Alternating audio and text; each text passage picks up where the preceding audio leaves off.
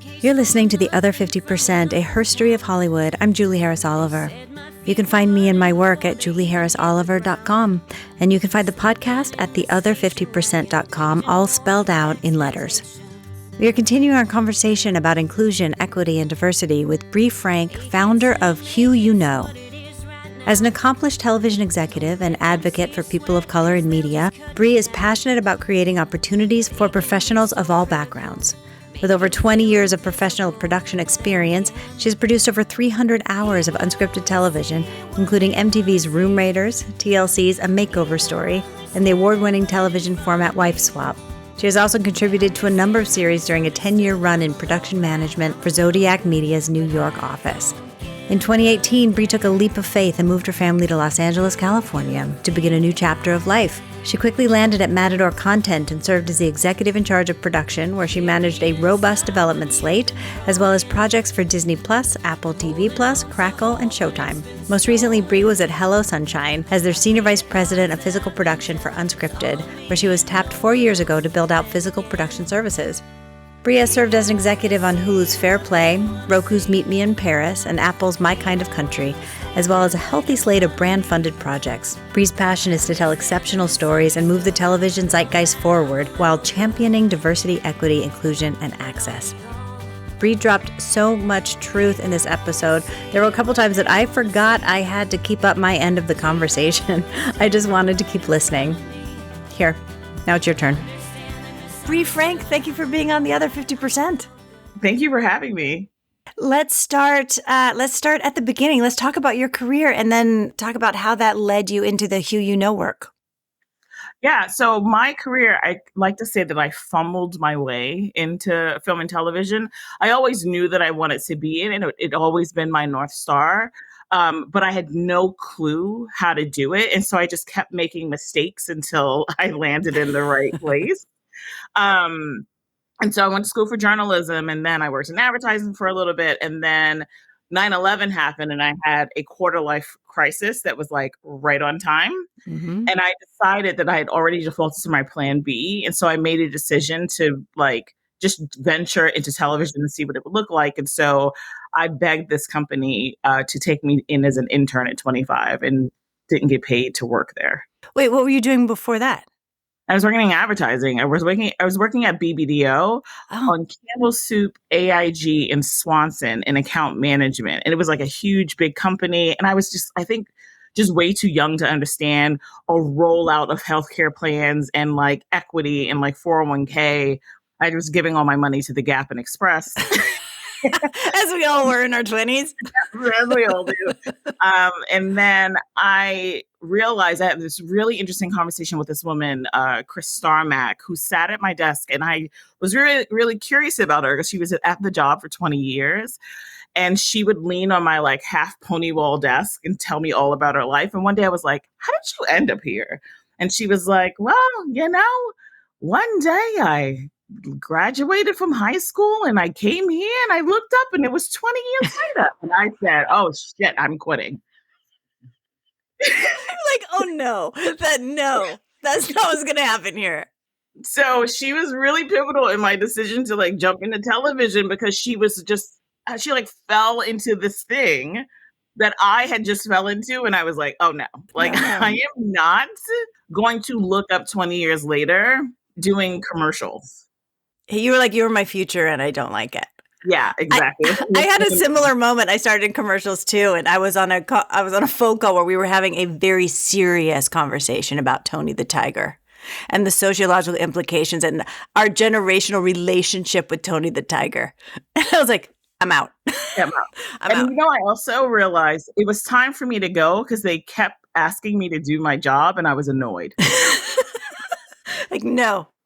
Oh, I get it. Oh, that's in my job description and I don't want to do it anymore. That's not you. That's me. I'm going to leave. Yeah. Time to go. Time to go.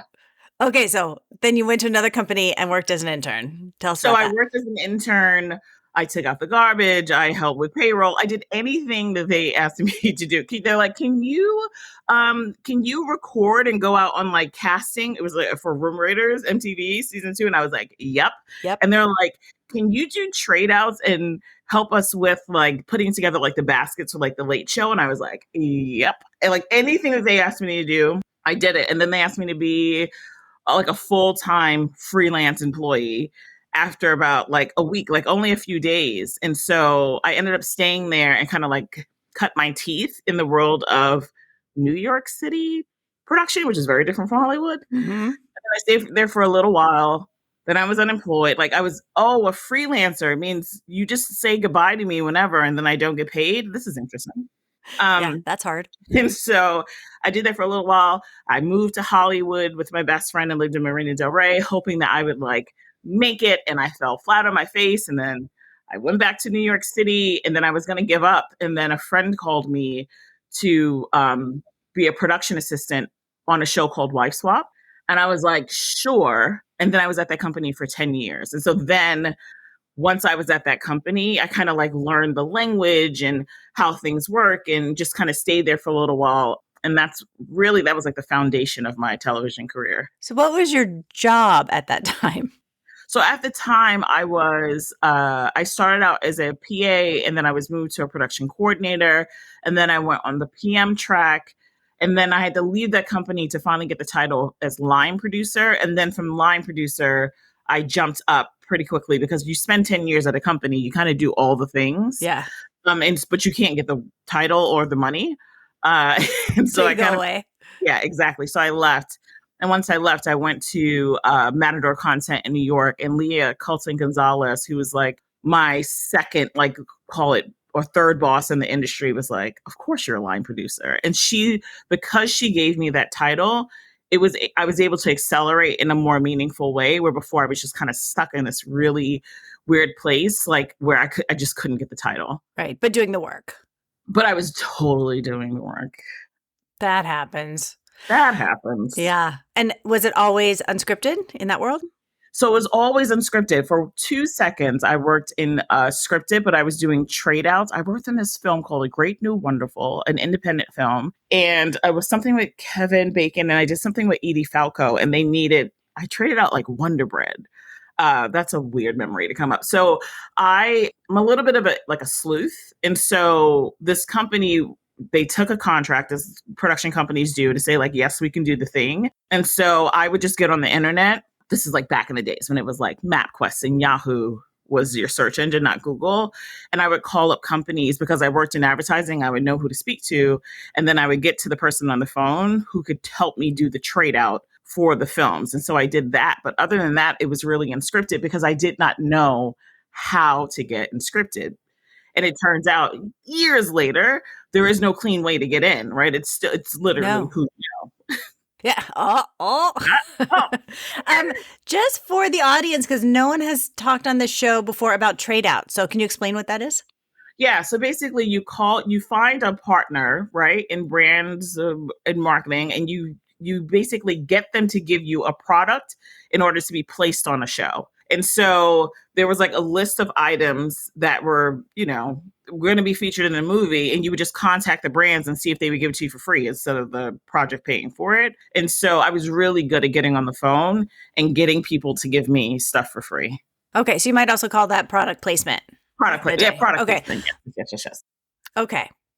So then what happened? So then I was there for 10 years. I went to Matador, and I had probably the most fun I'd ever had in production. It was such a little, like almost like a family of people who were like, they were like laid back, but hardworking. And while I was there for a minute, I had to tell them I had to leave because it was like, I was on a show that was like going away. There was like no money for it. And they kept wanting to keep me around. And I went to my boss, like, you have to stop paying me. I'm going to leave, but I promise you I'll come back. And so after that, I took a 1-year job at McGilla. And I worked on a show called Diesel Brothers. And then after that, oh my goodness, I went back to Matador and worked on a show that was canceled after shooting the first day. And then, as it turns out, what happened? It was focus grouped. And the focus group hated the show but literally it was the plot of the show. Like, do you know what I mean? Like, you got the project greenlit because someone was a character, Yeah. and then they focus with the character. People were like, we hate her. And it's like, that's the show. Yeah. Um, Hard to build a show around that. so it kind of went away, and I think it got life again, but I wasn't there. And then a friend of mine, Gino McDermott, owned a company called Blackfin. And I was kind of like looking for work. And one of my production managers who I recommended to the job, who then made his way up to VP of production, I was talking to him like, oh, yeah, I'm looking for work for the first time. It's like really strange. And he was like, would you come work for me? And I was like, do you have money? And he was like, yeah. And I was like, yeah, you can be my boss. I don't care. And so I was there for a year. And then my husband and I had been talking about moving to LA. And it always had been like in my back thoughts of like, I really want to go and see if I can do it and make it in California. And so we talked about it. And then it was like, I guess 2017, where we're like, okay, we're going to do it. And then we just started looking at homes on Zillow. And then we brought our kids out here for Christmas night. I looked at 21 houses in 4 days, didn't find anything. And then went back, found a house on Zillow, had my friends visit it. I was like, this is it. Put the money down without seeing it. Oh my gosh. And then my husband had to have like a spinal, like back surgery thing. And while he was in anesthesia, I found another house and I pulled out of the original house. And when he woke up, I was like, I did a thing. And then then we talked to the doctor and I was like, how long before he can get on the flight? Because I have 10 days to change my mind about this house that we're going to buy. Oh my God. And they were like a week. And so we flew out to California, looked at the house. It was like, let's go. And then we closed. Then I moved to California. Oh my God. Now I'm a little nuts, but I also feel like you just got to pay the dumb tax. So I'm like, I'll make any mistake and just pay the tax and kind of move on from it. And so when we moved to California, I had no intention on working for a little bit. I just kind of wanted to see what I could do. And then the company that I worked at, Matador, my old boss, Leah, was like, hey, are you moving to California? And I was like, yes. And she said, are you serious? I'm like, well, I just closed on my house. Yeah, that's serious. Pretty serious. And so she said, okay, well, there's an executive in charge of production position available at the LA office. Are you interested? And I said, yes, I am. And she said, okay, great. And so we worked it out. I finished out at Blackfin, and then I came to LA, and then I worked that job for 2 years. And then towards the end of my contract, I happened to have a latte with a wonderful woman named Liz Jenkins. We know Liz Jenkins. After an old boss was like, hey, there's someone at Hello Sunshine. They're really thinking about going into physical production and Unscripted. Do you want to like just meet with her? And I was like, sure. So I met with Liz, and we showed up in like the same outfit, which is like so strange, like almost the same outfit, same color. And then it was supposed to be like a half-hour meeting. It was like an hour and a half, almost 2 hours. And then we had a chat, and then I started consulting for them for about 9 months. And then she created the position of vice president of physical production for Unscripted. And then that became my journey at Hello Sunshine, which I just ended in April. Incredible. Yeah. I asked Liz this, and then I'll ask you this also. Is it as great as it looks on the outside? It's an amazing company.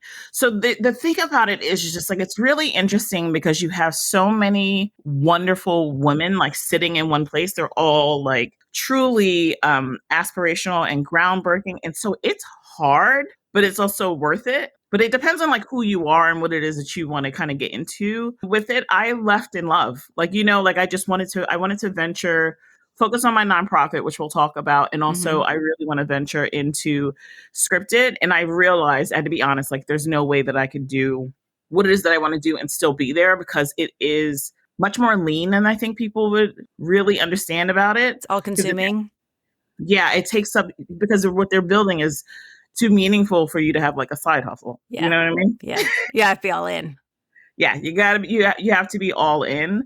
And I'm at just like a really interesting, pivotal time in my own life. And so, I did the thing. I know that I can do it. And it was wonderful. And I have such a deep love for Liz Jenkins and Sarah and so many people that are there. But my life is about me, not about the shiny thing. Yeah. Like when Tracy Ellis Ross did that, did you see that speech where she was talking about how she wasn't having children and people gave her a lot of feedback about it? And she was like, look, my life is mine. Like, what a revolutionary statement. My life is mine. It's not all these other people's who have expectations of me. Yeah, I tend to look at my life from like the perspective of like what's going to make the eulogy, right?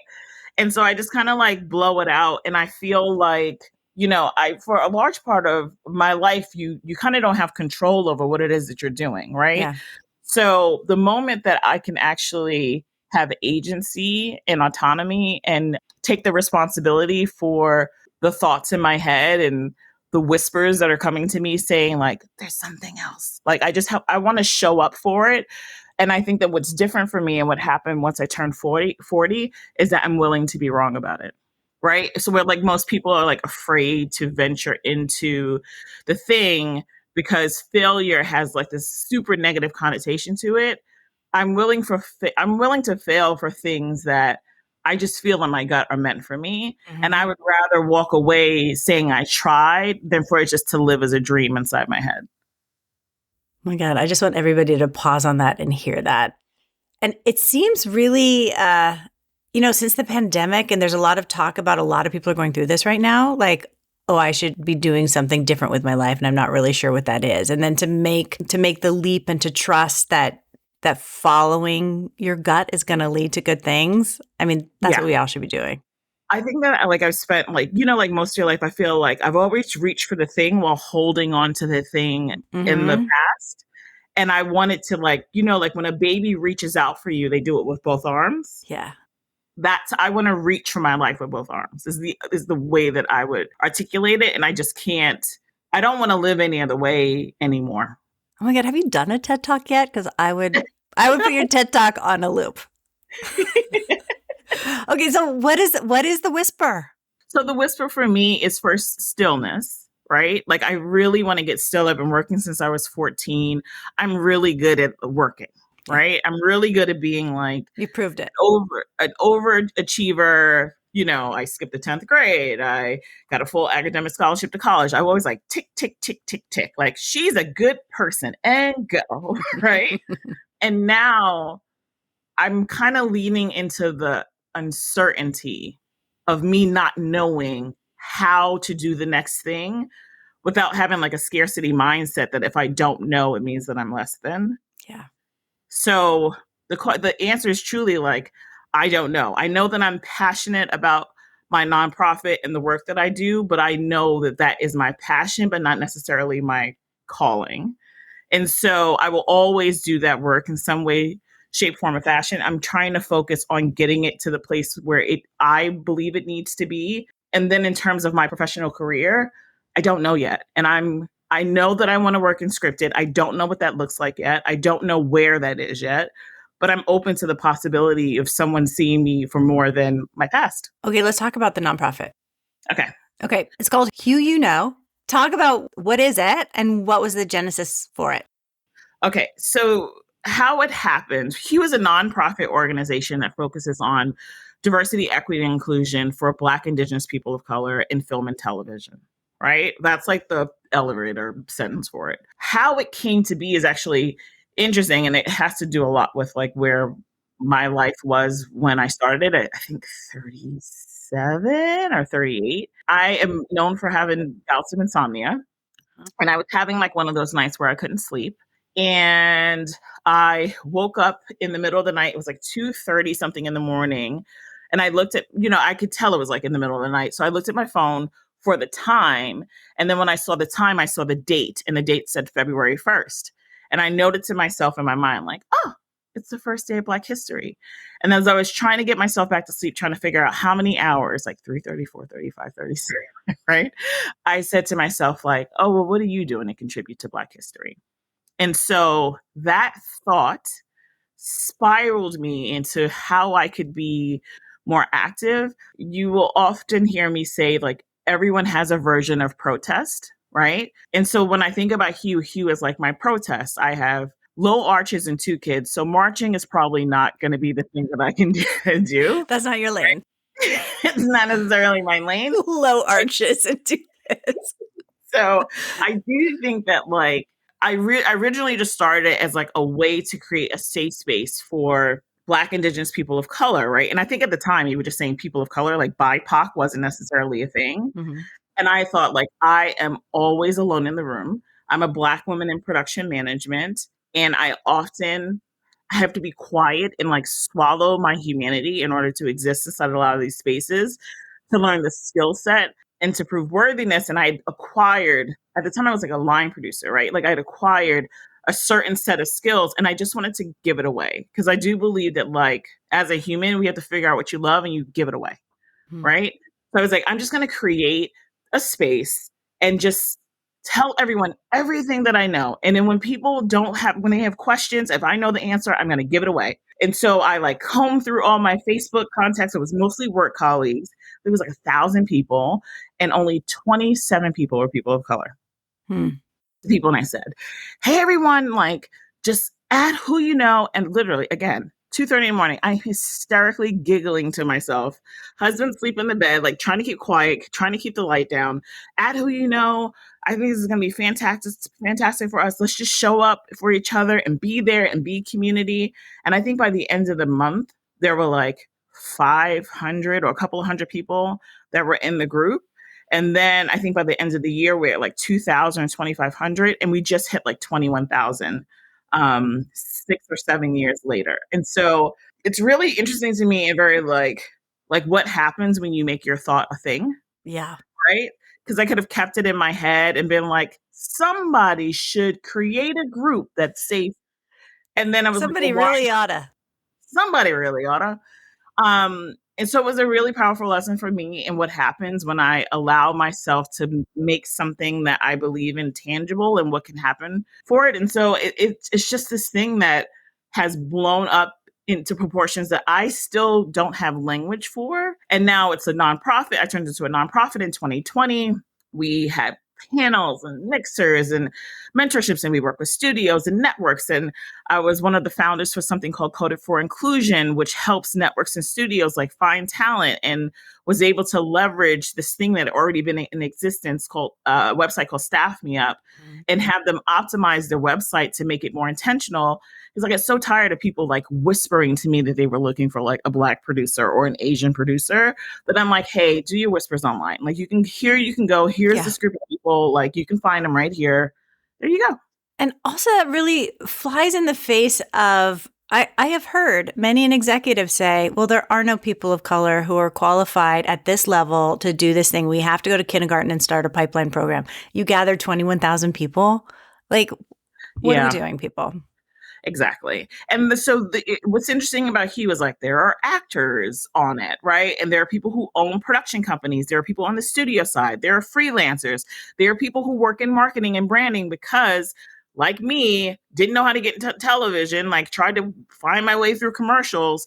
What if we just looked at people and their skill sets and tried to figure out how to cross-pollinate them and like just taught them the lexicon of our world so you can build up the skill set? And so I know it's not the problem. I know it's how you think about it. And so I come from it from the perspective of I am the person I am effectively fighting for. And I know what hurdles I had to overcome. So I just try to knock them down for other people and just because I have like the respect and the prestige of being an executive and working for the shiny, beautiful, like, Hello Sunshine, for the past, like, what was like 3 or 4 years of my life. Let me have a conversation with you peer to peer and tell you what you can't see. Beautiful. And what are they not seeing? I think that what folks don't see is that you can't wake up in 2020, Christopher Columbus racism, and be like, oh, look what we found, right? And then not Christopher Columbus racism. Like how a lot of white people just discovered, oh, there's still racism in 2020. Yeah. Like, welcome to the party. We've been waiting. Yeah. Right. You kind of like walk into it and then you think that your heart is the work. Right. So it's like that, like, yes. And well, you can do a hearts and minds tour, as we found, for years and never get to the point of now I'm going to take action. And so first, you have to acknowledge that there have been years of exclusionary practices. And while it's very well-meaning for you to be able to want to fill all of these vacant roles now that you can like see other humans, the truth is that if you have been able to make it through the oppression Olympics that exists within like Hollywood, and you are a person of color, like whatever your otherism is, right? You probably don't need anyone to figure out that you exist, because you can create your own lane. You can define your own thing. So people are calling you and you're like, my dance card is booked through 2027. I don't need you, right? Who need you are the people that rung under them, right? Or the people that are under them they need to be invested in. They need to be nurtured. And they're not going to necessarily be ready for the thing you're trying to set them up for, because putting someone in a position is not enough. You need infrastructure around that person, right?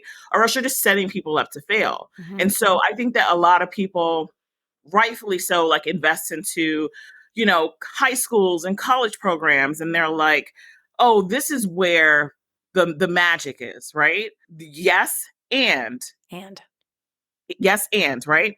A lot of people think it's top down. We need executive buy-in. Yes, and it's also middle out. Who are the people in managerial positions that you aren't giving a second glance to? Like, you need to be able to acknowledge that there are people who are just stuck and quiet and afraid to tell you that they want more, because they've been positioned to just be grateful for being in the room. Who's that manager who's been there for 10 years that you've overlooked for promotion every single time? Yes. And so I think that like Sarah Hardin talks about like being like a part of the magic, right? So like when someone's in the room, you might overlook how important it is to let someone see your thought process so they can understand the business imperatives, right? And so they come in, they may say something that's off and you're annoyed, but they don't know because no one's let them in the damn room. Right.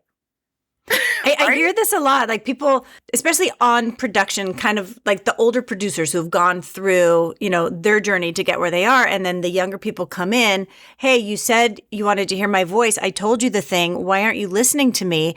And it's been shut down, whatever their idea was, with no explanation of, yes, that's a great idea. That's going to cost us $3 million.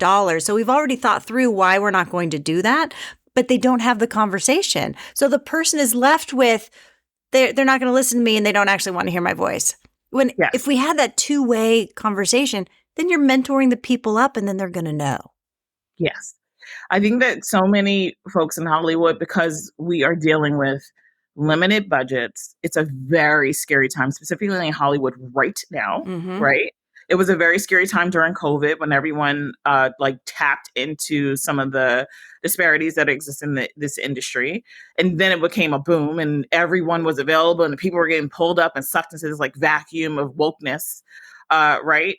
Then you have to just account for the reason why you have a plan A, B, C, D, E is because you were allowed to fail without the same penalty that it would be for a person of color. Yeah. You got to try again.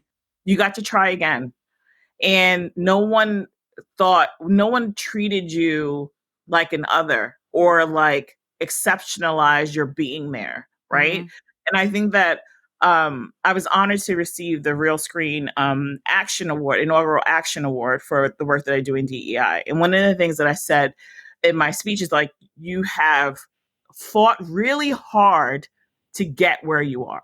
I am here to say, people who are doing the DEI work are here to say it was not a fair fight. Right. So yes, you fought to get there. Of course you did. You worked your ass off. I'm not trying to diminish it. I'm just saying that you fought it was a stacked deck, right? And so I don't need a favor. I need to be like embraced in the room, and what I say needs to matter. And that doesn't mean I don't want criticism. It doesn't mean that I don't want growth. I just don't need the tax to be higher than everyone else because I missed out on a room that first I didn't even know about. And then it was very clear that I wasn't invited in. And then going back to that feedback piece, how much of a disservice is it when people in power are afraid to give real feedback to the Black person in the room? Yes. Like, why can't you find the language? Because I think that everyone's is like protecting their own selves and they don't want to be like canceled. Yeah, what if I say it wrong? What if I say it wrong? What if you knew that you were going to say it wrong? And what if you approach it from the space of knowing that you might get it wrong and not because you intentionally wanted to get it wrong, but it's because you have been educated and raised to get it wrong. We've been raised not to see one another. That is a very real thing. It is not by accident that you do not know about the true story and the fullness of humanity of Black people. That is a system who is made sure by design. It's by design. But now that you know about it, what are you going to do about it? That's the thing. Yeah. Now that you know, what are you going to do about it? Because you can't pretend like you don't know how to care. I know what care. Do you know what I mean? Yeah. I think people also pretend they don't have the power. Yeah. Someone above them has the power. It's like, but you're an executive vice president. You don't have any power? Yeah. And humanity starts with you. And one of the things that I've been saying for years is that, like, if you want to change things, you have to become a student to your power and observe what it does in a room and take ownership of it in a meaningful way.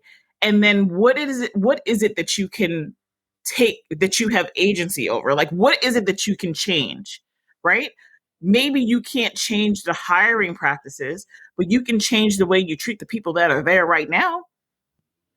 Maybe you can't change who gets invited to the meeting, but you can have a meeting after the meeting to be like, hey, we just had a meeting. Here are the things that are the business imperatives, and here's what you need to know. And here's do you have any questions? And get curious about what someone doesn't know and not penalize them for it. Mm-hmm. You can control that. You can use your power. If you have access to information, your power is in delivering the information.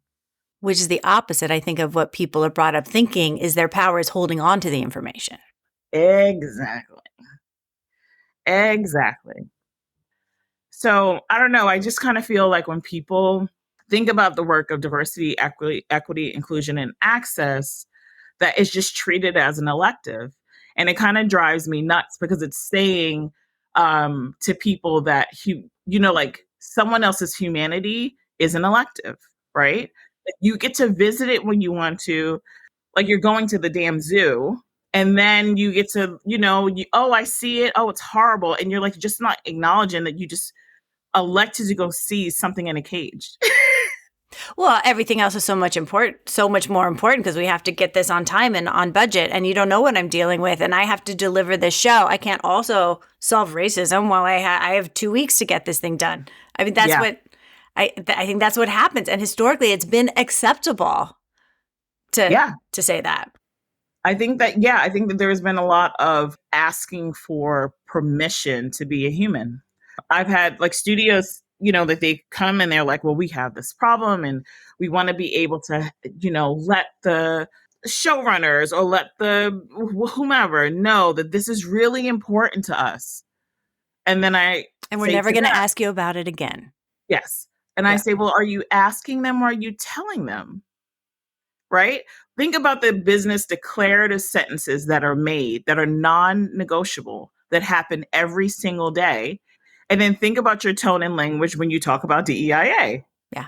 Apologetic. Please, if you don't mind, if it's not too much trouble, I hate to bother your creative impulses, but I don't get it. Why can't we be as declarative as this is what your budget has to be? This is when you have to deliver. Here is your schedule. Yes. And I think it's to say, like, to acknowledge that there are wonderful, experienced people who can absolutely do this work right now. Then there are wonderfully skilled people who don't have the experience because of this exclusionary practice that we have a responsibility to groom and to bring up so that they have the understanding of what needs to happen in order for a project to be executed.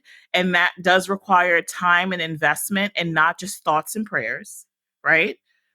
And so there's some things you're going to be able to address right now and fix. And there's some things we're going to have to wait for because we have to pay the tax of forgetting about humanity.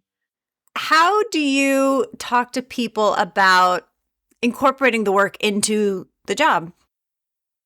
Well, part of it is just like, I think that you can like put in a set of practices and tell people about like when you're doing interview questions, make sure that you're asking, not just you're not hiring for diversity, but when you're hiring, other people, because you cannot do this without people who are, have been systemically in power. Every interview question should be like, can you tell me a little bit about how you have implemented diversity, equity, and inclusion practices in your hiring? How important is it to you? Give me an example. That should be one of the criteria of leadership. Every single person who is being interviewed for a job should be asked that question. Yeah. And if they don't answer that question correctly, they should not get the job unless you have resources to provide them so that they can learn how to do the thing. Amen. Because it is 2023, right?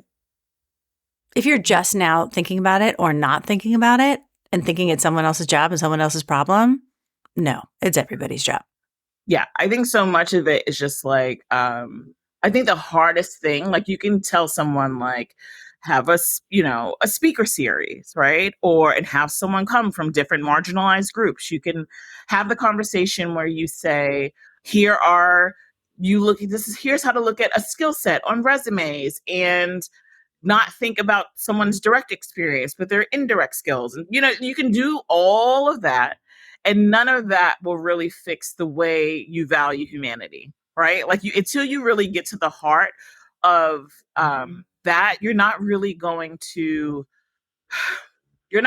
fix the problem. You're putting a Band-Aid over like a bullet wound, right? Mm-hmm. And so I think that companies come up with DEI practices, and they have people do like the trainings the same way that after the Me Too movement, a lot of the sexual harassment video trainings came up, and people just glow through and they click. They roll their eyes. They make sexual harassing jokes. Oh God, we have to get through this. Imagine if someone like gave you a child to watch, and they're like, feed it, change the diapers, right? And then like make sure it sleeps. Yeah, keep it alive. Well, I'm killing this motherhood thing. That baby went to sleep. I fed it. Yeah. Do you know what I mean? I changed the diaper. But the soft skills of like hugging a child, making sure the child felt seen, like that's where motherhood is, right? Like that's where the thing is, right? Like the nurturing aspects of DEIA, I think often aren't addressed. And in the same way, one of the things I've been toiling with is like, imagine a world where, think about any friendship that you have, right? And how people understand that you value them, right? Or if you are in a disagreement with a spouse or a partner or whatever the thing is, and they're like, you didn't see me.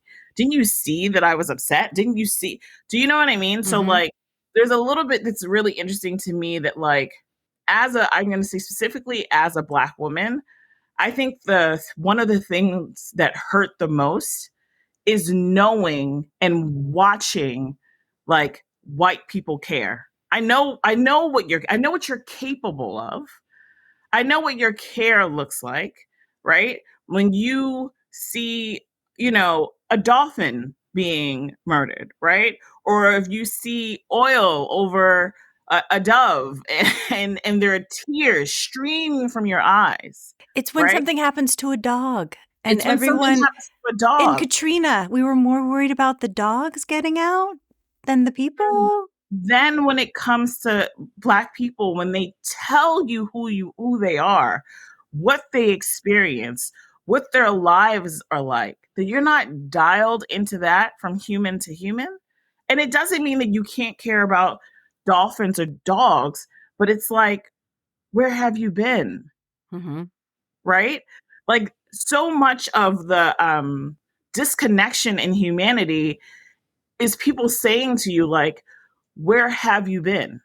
Right? And just like accepting that part of getting it wrong. Yeah. So like, even if there's a child who is like adopted, some people search for their birth parents, right? Some people want nothing to do with them. And when the relationship happens, some people are going to openly embrace it. Like, oh my God, like, well, like welcome. And then some kids are going to be like, where have you been? Yeah. And both experiences are real and they are true and they both deserve equal amounts of respect. So you are going to have the experience of Black people who will say, oh my God, welcome to the party. And then you're going to have Black people, anyone who's marginalized going, I'm upset. Like, I have been in pain. Like, where have you been? How dare you? How dare you? Yeah. And both reactions have merit. I'm surprised it's not more how dare you. Yeah. It's astounding how much welcome, let's get on with it there is. Yeah. And I think that, I mean, part of it is that that's true. Some of it is like survival, right? Like, what does it mean to tell the whole truth and nothing but the truth to your oppressor? Like, what is the currency you have to pay to not be welcoming? Some people are not willing to pay that tax. Damn, it's deep. It's deep. Yeah, it's very deep. And like, we're all worthy. And I know that everyone's like juggling all the things, right? You're never dealing with one thing at a time. You're like trying to figure out the thing at work, and maybe a parent's sick, and maybe you're struggling with infertility, and, right? But where you can show up as a human and to believe people when they tell you who they are and what they've experienced, right? And not like try to qualify how you were not the person that believes that. I've come up with a term. And I'm saying I've come up with it because I've been thinking about it for the last like 3 months, and I've said it, that in 2020, I've gotten a lot of woke bombing. Okay. Right? I can't see what that is. Oh, this thing happened in 2020, and then there are so many tears, so many phone calls that so many Black people receive for people like, oh my God, was I like that? Or can you believe I see you? And then when you start to meet other people, when they meet you for the first time, because people, like, if you have been like designated as a person in power, right? You want to let me know that you're safe. So then you start to run through all the things you know about Black people. And you're like, and my neighbors are Black, and I went to a Black wedding, and Black Lives Matter. And I'm like, I'm one of the good ones. I'm one of the good ones. I'm a good person. I'm a good person. Hi, my name's Bree. Right? But then people just like throw all the things that they learn onto you. It's like, what would you like me to do with this? If you want me to see you as safe, be safe. Yeah. I think they're looking for the grade. If you could bestow the grade upon our wokeness. Oh, you know, Martin Luther King and Malcolm X. Okay. And Rosa Parks. Okay, you get an A. Like, it's you kind of have to kind of just like laugh at how scared people are. I have a theory that like what happened, like all the things that are happening in society all at once, everything all at once, is people are so afraid that if they get something wrong, they're going to morph into like someone who wears khaki pants and walks with a tiki torch. Right. That they don't want to be affiliated or associated with that mentality. So they would destroy you to make sure that you don't think that. Yeah. When I interviewed Dr. Cara Banks, she talked about one of the real barriers for people is coming to grips with white people wanting to be a good person so badly that they can't see that they're sitting inside of a racist system. Yes. Right. So you can't start to break apart the system because you're so consumed with, but I'm a good person. How can I be in this terrible system? It's like, but you are. You are. We all are. We all are. We all, by the way, I'm in it too. Yeah. Right. That's why it's everyone's job to dismantle the system. Yeah. Then you need to be able to create disruption where it matters. Like your kids, when they are you welcome and are you safe inside spaces where you aren't centering yourself, right? Like when you think about your world, it's really interesting to have people like have all these like DEIA initiatives, and they want all of their colleagues in the community at work to change how they are. But when they go home, they just go back to the rhythm of their lives that are just exclusionary by practice, like by the design of the system. And so then you want them to just like come in the world, start singing We Are the World and like holding Tina in accounting. Like, I don't understand. Like the Black people in their lives are the work. Yeah. And not just the Black people in their lives. Yeah, exactly. And so I know that it's frustrating and I know that it's scary. And I think that a lot of people don't talk enough about like the fear, right? Like DEIA work is not just about like diversity, it's about power, culture, and fear, right?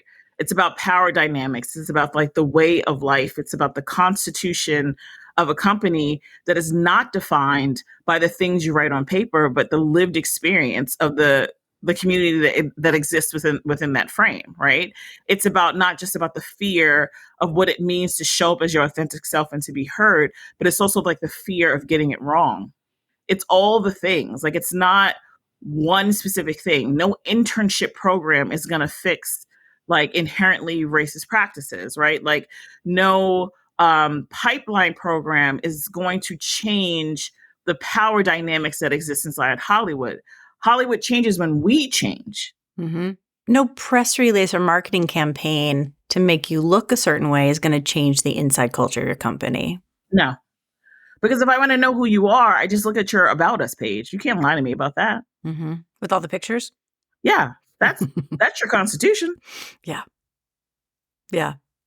You know, we talked a lot about when I had a job recently, we talked a lot about, stop talking about diversity and start talking about equity and inclusion and creating a space that diversity can thrive in.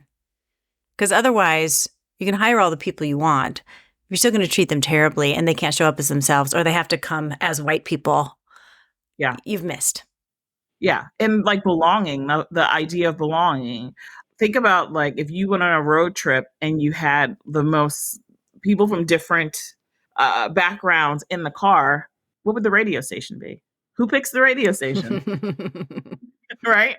Yeah. You go to karaoke and you're thinking about the songs that people sing, right? Like you might belt out Bon Jovi and I'm waiting for Luther Vandross to kick it. Like, do you know what I mean? Mm-hmm. Both things are beautiful, but also to be Black is to know all the white karaoke songs. It was dominant culture.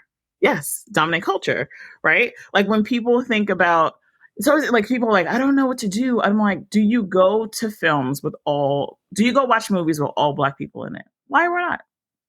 Yeah, do you think a rom-com with all Black people is relevant to your life? That's cost you nothing. Except for the cost of the movie ticket. And it's such deep conditioning, even when you think about, gender. Like we are all conditioned to be interested in stories about white men. Yeah. And men are not expected or conditioned to be interested in stories about women. And I think the same goes for race. And we're all conditioned to enjoy stories about white people. And straightness. And yes. like the straightness thing is huge. Yeah. The cis, straight, white, male. It's all the things. And can I tell you something else that's really interesting to me that I thought this might be like a pivot from the topic, but I think that it's relevant. Yeah. It's like as you try to do the work, especially I want to specifically say this to white women, stop throwing white men under the bus.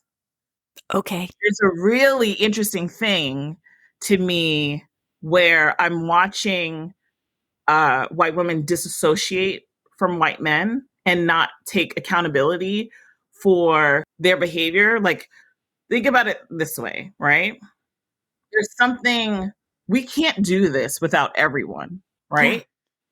White women have a very interesting place in the society where they are absolutely oppressed, but they've also been high benefactors of oppression.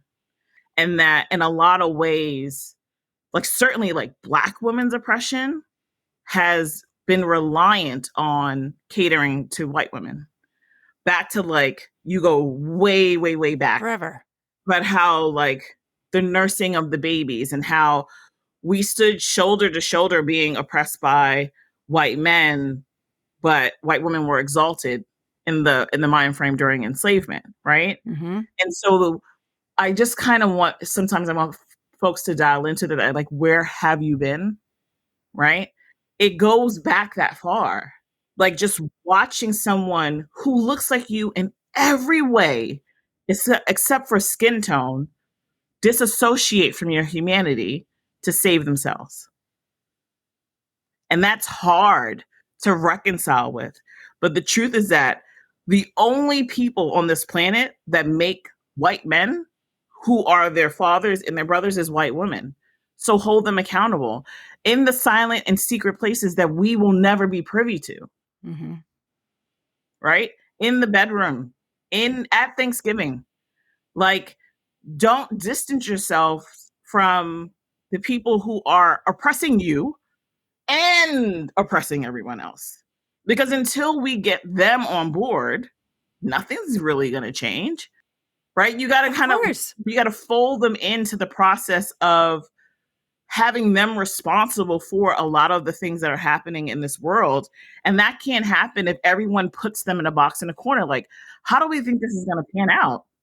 Well, I think it's so true. And as a whole, I think we give them a pass with very low expectations because it's always like, oh, let's focus on all of these groups who can make a difference. We're not even going to try with those people because we know they're not going to do anything. So let's not talk about how they vote. And they get a complete pass. Yeah. Yes. Yeah. So agreed. We need to hold them accountable. Like, I think that there is just like something to everyone taking accountability for how they show up. Black people have a responsibility for how they show up, right? And sometimes it's like more, whatever your otherism is, forget it. It's like crazy consequential. But everyone gets to come along for the ride of, humanity. Like, no, I don't think that everyone gets to abstain from the vote. You know what I mean? And so I just want to, sometimes I'm watching this weird thing happen and I'm kind of like, what is that? I don't make white men. I can't have them. When you're at Thanksgiving and they're saying crazy shit at the table, like, why is it? Oh, we can't reach them, so let's just forget it. Like, what? Yeah. When I feel like when I think about my own life and how it is that I want to live it, when I'm showing up as like my most authentic self, not trying to be perfect, but like just enamored by the process, I think that, oh, your hate is not safe with me. That's such a small step, right? Because you can do it on a stage, right? You can do it in front of Black people. I see you, it's shutting it down at Thanksgiving. It's shutting it down in your living room. Like, it's not safe to talk that way inside your house.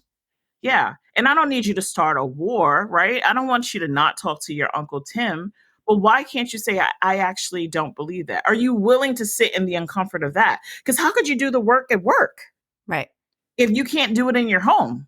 Right. Oh, that's just my crazy stepdad.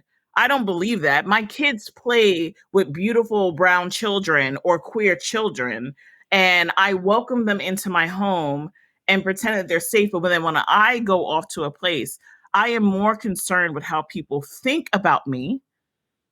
And I'm more concerned with my comfort than I am with humanity. So in this moment, when someone is saying something wrong and my stomach goes in a bubble and I feel like that actually makes me nauseous, what I'm going to do in this moment is get quiet. No. I think collectively those days kind of have to be over. Yeah. Quit giving that uncle a pass. Yeah, I've been saying since 2017, which perfectly aligns with Donald Trump getting elected, ruin Thanksgiving. Oh, yeah. 2016. Like, we're just ruin Thanksgiving. Just sit at the table and be like, I'm not going to take it anymore. Like, nope.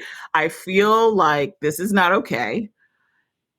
Pass the peas. This is wrong. Pass the peas and knock it off. Yeah. Pass the peas and knock it off. We're not doing that anymore. We're not tolerating the old racist guy at the table. Yeah. And then maybe he's always going to be racist, but maybe he doesn't get to feel safe being racist around you. Yeah.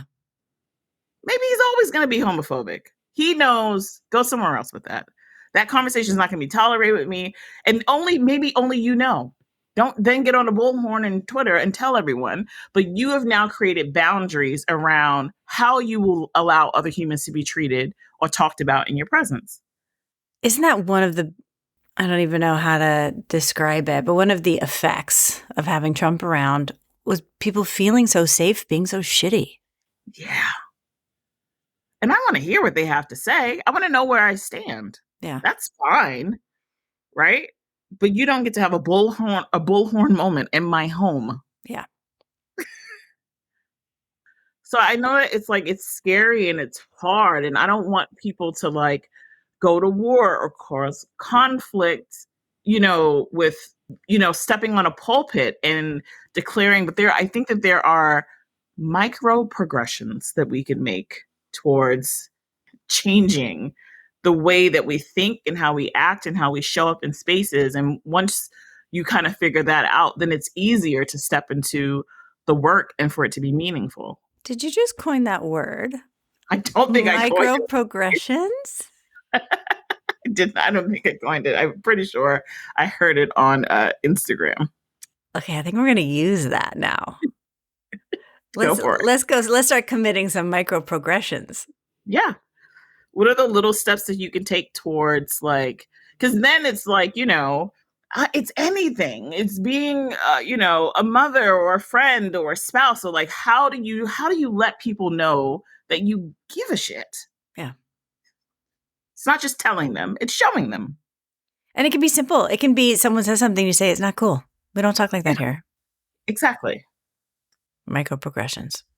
Okay, what else do you want to tell me about Hue You Know? I'm really excited about part of this break that I'm taking, this sabbatical, which some people could coin it as a midlife crisis because I quit a very beautiful job in the middle of a recession. But I would like to think about just the ability to like sit and reframe some of the work that we're doing in a meaningful way. And so my team and I had a beautiful like summit in early Q1 to think about how we could create more impact. And so we're working on pipeline programs that are bespoke to different studios and networks that we're trying to figure out like how to do it in a really meaningful way with training programs. And so when you think about Hue, it's like we are curriculum, connection, and culture. And so we want to have people, allies, you are welcome to teach a syllabus of like 6 weeks of like how to showrun, how to direct, right? And let people go through like a training program so they can have different skill sets that are built inside a safe space. And then we want to feed them into different pipelines for, production companies that is like championed by studios. And then we want to have like really tough conversations to just discuss like, where have you been? Let's talk about it. What scares you the most? And just like, have panels and mixers, and we're supposed to be at Martha's Vineyard this year. And so I just kind of want to focus on this program and build capital and raise capital because it's very, very, very tough to run a nonprofit. It's in the name is what I will say. And so I just want to create more buy-in and be able to build the capital so I can impart some like really meaningful change in this industry and kind of just disrupt it in love. Disrupt it in love. So if people are looking to hire people and they go to Hue You Know, do you have people in all kinds of disciplines and jobs and crafts? Yeah. So part of the partnership that I have with Coded for Inclusion is because as a nonprofit, it's very difficult to create the resources to be able to answer all of the inquiries. Mm-hmm. What we will do is if you reach out to us and you want us to post it in the Facebook community, which has a lot, like very high engagement, like we're kind of happy to do that. But the partnership that I have with Coded for Inclusion for now is like sitting as the space where you can use very easy tools to find talent and kind of use their diversity metrics that I helped build with a very beautiful team of wonderful like leaders in the industry. Okay. So if I was looking for someone, I would go to Coded for Inclusion. And you go to staffmeup.com and you can use Staff Me Up. Okay. Yeah. So you go to Staff Me Up and then you can use their diversity tools. And if you want like Amazon is signed on with us and like Paramount, and they will lease out this product that we've created to the different production companies, so long as you have a project with them. And then as a production company, if you wanted it, you could talk to Jamie Rosenberg about like how to sign up for an enterprise edition to be able to have these filters. And it's really smart and really easy. It's like as easy as booking a flight, on like Google Flights. Great. And I wanted it to be easy because I know how hard everything is. And it allows for you to be forward thinking and that you can kind of sleuth through who already exists and then build a contact list to call on instead of waiting till the last minute. And you're like, I was looking for people, but I had 2 days, so I just call who I knew. You can kind of be forward thinking in the way that you approach it, which is, I think, the best part of it. And then in terms of other things, like people, like I weirdly got an email from the vice president's office looking for someone. And I was like, whoa. The vice president of the United States? Of the United States. Oh, wonderful. Because they want to be able to just, spread the word, which I think is like so beautiful that, Incredible. to intentionally hire. And it doesn't guarantee anything, but it is a step in the right direction to make sure that a community that is often excluded is getting access to the opportunity to just apply. Yeah. Okay. What is advice you would give to people who are trying to get in now? To network your tail off, find your elevator pitch, and to do it unconventional, like do it in an unconventional manner. Like there is no clean line, I think, on how to get inside the business. Like if you want to become a dentist, the road is, it's roadmap for you. Yeah, step by step. Yeah, but this industry, I think, falsely says it's a meritocracy, and I think that there is some truth to it, but it really is who you know.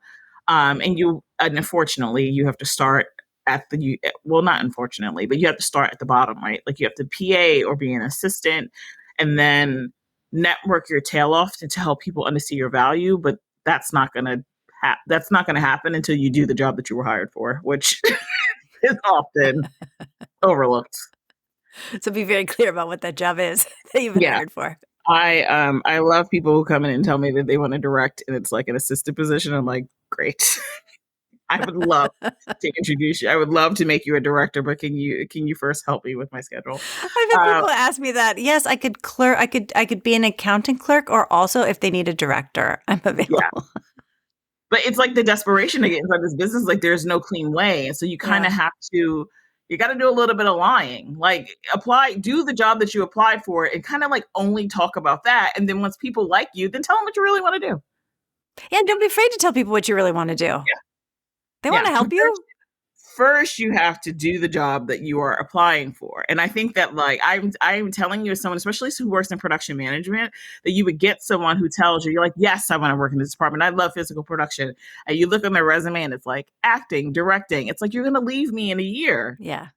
Do you know what I mean? So like, you kind of got to trick people, let them fall in love with you, and then tell them what it is that you want to do once you apply.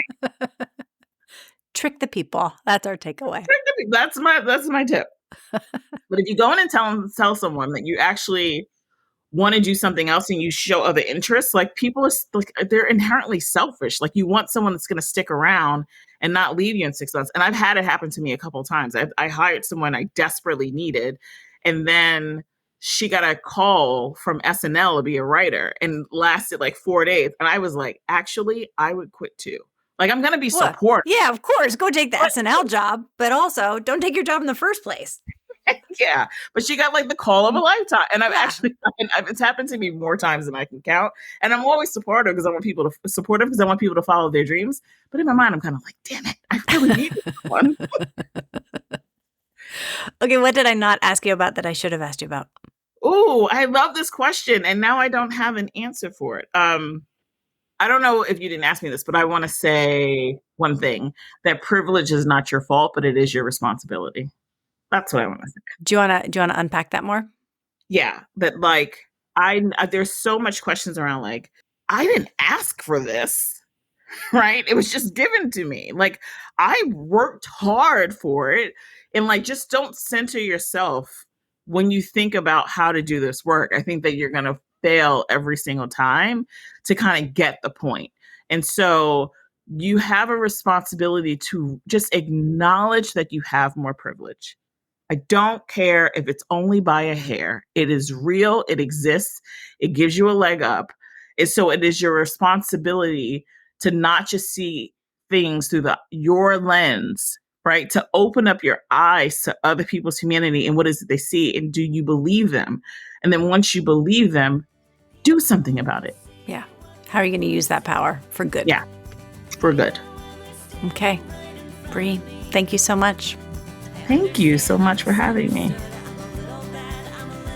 You've been listening to The Other 50%, A History of Hollywood. I'm Julie Harris Oliver. Thank you to Bree Frank for sharing her wisdom. Her website is hueyouknow.com. That's HUEYOUKNOW.com. Special thanks to Jay Rowe, Danny Rosner, and Allison McQuaid for the music. Please subscribe wherever you get your podcasts and rate and leave a review if this is meaningful to you to help other people find it. If you have a company and you'd like to be a sponsor, please reach out. You can find me and my work at julieharrisoliver.com. If you're looking for simple yet effective tools to bring to your production, or even just want some help in starting to talk about it, give me a call. And go check out the Catch a Break podcast, the insider's guide to breaking into and navigating the entertainment industry. Coming in July, we have our Project Greenlight season to go along with that series on Max. Thanks for listening. See you next time.